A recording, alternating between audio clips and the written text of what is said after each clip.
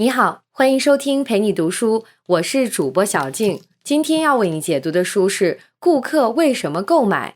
下面我们会用大概15分钟的时间，简单的介绍一下这本书。本书的作者帕科·昂德希尔是美国著名的消费行为学研究专家，被旧金山纪事盛赞为零售业的福尔摩斯。在20多年的时间里，他坚持带领自己的调查小组，在购物中心、超市等客流密集区跟踪观察购物者，分析他们的购买行为与消费心理的博弈关系，深入研究消费者和销售环境的互动，凭借着自己敏锐的观察力和执着的行动力，为商家总结了众多可参考和借鉴的消费者购买行为经验，也提供了许多应对这些消费行为的对策和良方，被全球许多知名零售企业视为首席智囊。帕科·昂德希尔的其他著作，比如《女人为什么购买》以及《大卖场》，也颇受广大零售商和业内销售专家的喜爱和好评，是一位名副其实的畅销书作家。介绍完这本书作者概况，下面我就来为你详细讲述书中内容。这本书主要讲了4个重点内容。第一，商店有哪些鲜为人知的小秘密？第二，不同群体有哪些独特的购买偏好？第三，到底是什么触发了人们的购买欲？第四，互联网购物的前景如何？下面我们来一个一个说。我们先来看第一个重点内容，商店有哪些鲜为人知的小秘密？顾客又是如何改变商店的？在今天，逛商店、逛超市已经成为了一件再普通不过的事情，甚至成为了很多人的日常活动。但你有没有想过，为什么很多商店、超市在布局上都很像？比如入口和出口的设置、收款台的设置、广告牌的位置、热销产品的摆放等等，到底是什么导致这种类似呢？作者在书中给出了答案。作者认为，使商店变成这样的，恰恰是购物者的行为习惯。作者指出，购物者的行为习惯是影响购物的关键因素。正是为了促使人们多购物，商店才不断有针对性地做出调整，努力迎合人们的行为习惯，最终形成了今天商店的格局。比如，为什么热销商品普遍被放在进门的右侧？作者通过观察发现，在车辆靠右侧行驶的国家，人们总是习惯朝右边走，无论是在路上还是在商店里都是如此。所以，如果把热销商品放在商店入口的右边，那么人们注意到它的可能性就会大很多，购买的可能性也会大很多。这就是我们要介绍的第一部分重点内容。让我们总结一下，今天商店的格局和环境是为了适应购物者的行为习惯而形成的，都是为了促使人们多买东西。接下来我们介绍第二个重点内容，不同群体有哪些独特的购物偏好。在第一部分，我们说明了顾客行为习惯对商店布局产生的影响。那么，不同顾客群体的行为习惯是否一样呢？作者给出了否定的答案。作者认为，不同群体在购物中都有着独特的偏好，而且这种偏好会影响他们的购物行为。书中主要介绍4类群体，也就是男人、女人、老人和孩子，我们一一介绍。先说男人，大家都知道，相对于女人，男人基本可以被归为不爱购物这类。如果说女人购物是逛街，那么男人买东西就是速战速决。男人经常是急急忙忙走进商场，直径走到货柜前，找到要买的东西，不加思索拿起来就买。如果转了1、2圈之后还没找到，就直接离开。与女人相比，除了讲求效率之外，男人在购物时还有着2个显著不同之处。一个是男人更喜欢自己了解产品，比如通过阅读说明书和产品介绍来了解产品性能，而不是问店员。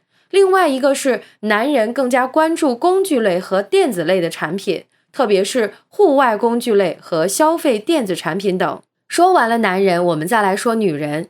如果发起一个你认为谁是购买主力的投票，我想获得最高票数的一定是女人。女人爱购物是购物的主力，这是被普遍公认的事实。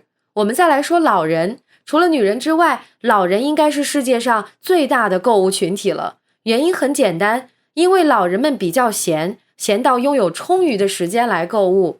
那么与其他群体相比，老年顾客有哪些特点呢？主要有2个。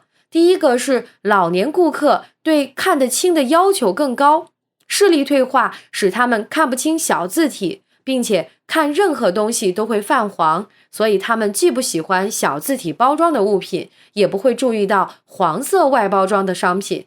第二个是老年顾客更乐于为第3代消费，也就是我们熟知的老人们更乐意给自己的孙子孙女儿、外孙外孙女儿花钱买东西，比如玩具、食品、衣服等等。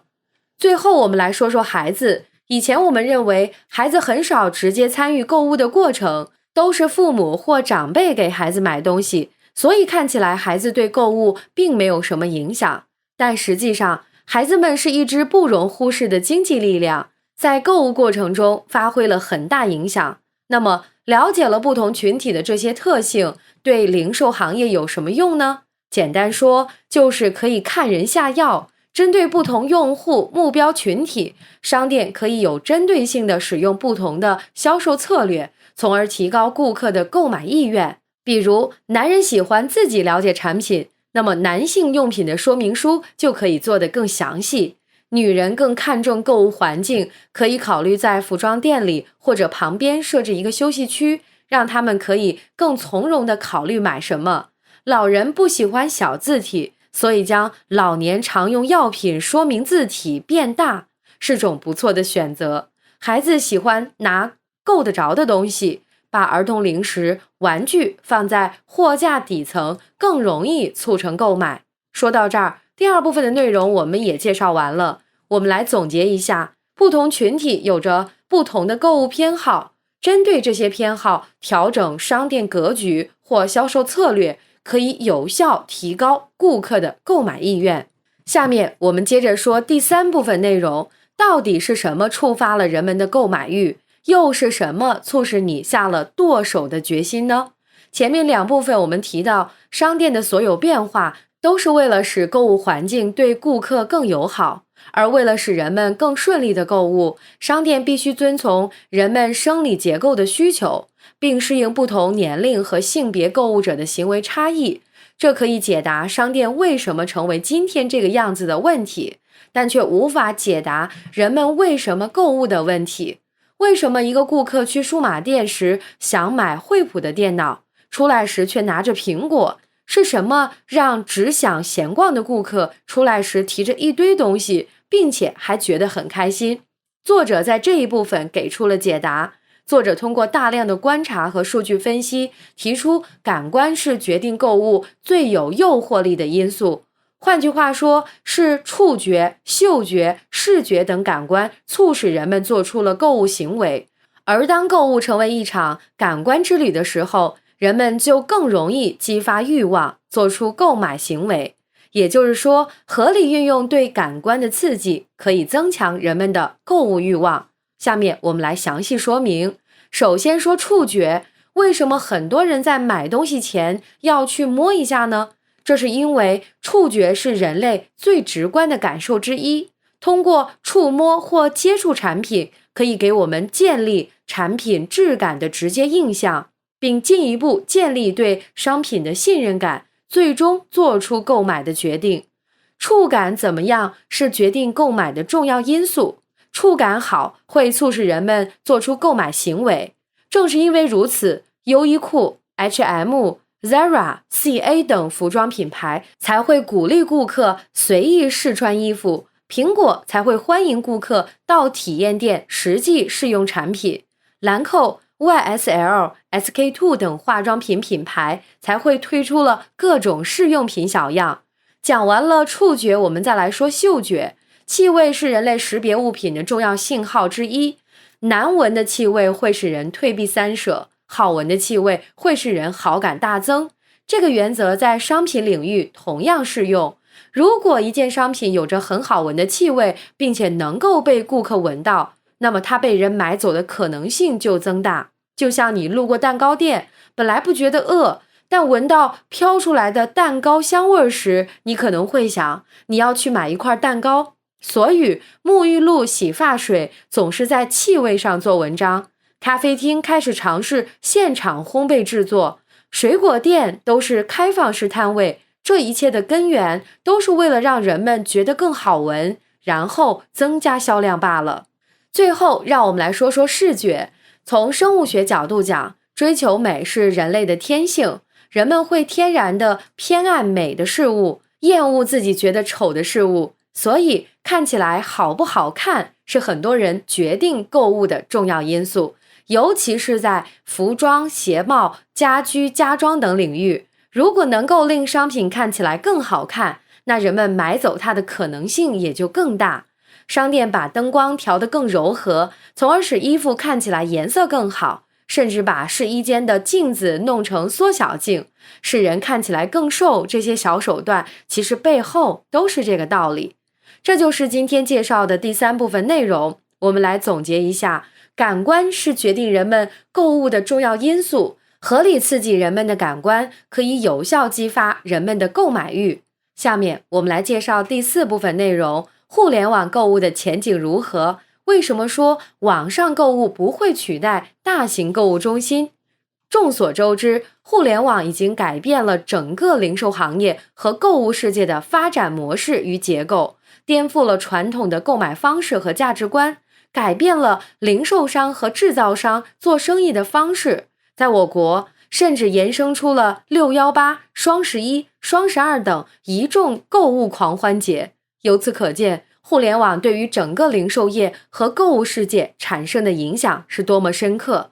相对于传统实体零售业，网络购物有着明显的优势。比如，网络购物给我们提供了更多的选择，可以让我们在任何一家网店随意浏览，从而找到物美价廉的好商品。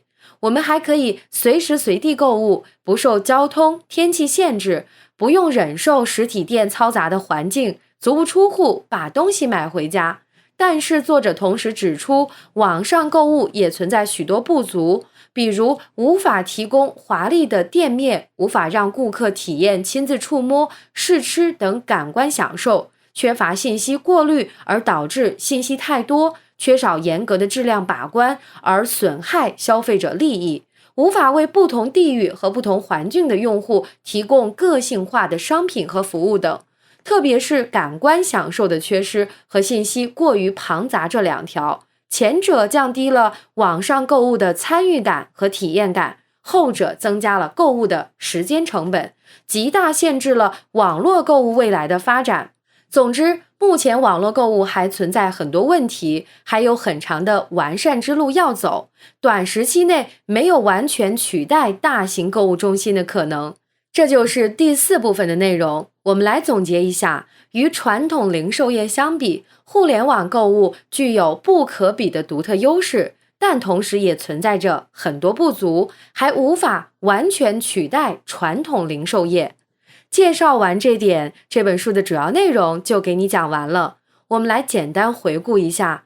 首先，我们介绍了商店一些鲜为人知的小秘密，说明了顾客的行为习惯是如何改变商店的。接着，我们介绍了不同群体在购物偏好上的差异，分析了该如何对待男人、女人、老人、孩子等不同群体的顾客。在之后，我们聊了到底是什么触发了人们的购买欲，了解了感官是决定购物的关键因素。最后，我们又介绍了互联网购物的前景，分析了互联网购物的优势和劣势，得出了目前互联网购物还尚且不能取代传统零售业的结论。以上就是顾客为什么购买的主要内容。感谢关注陪你读书，欢迎点赞分享，同时可以打开旁边的小铃铛，陪你读书的更新会第一时间提醒你。我是主播小静，我们下期再会。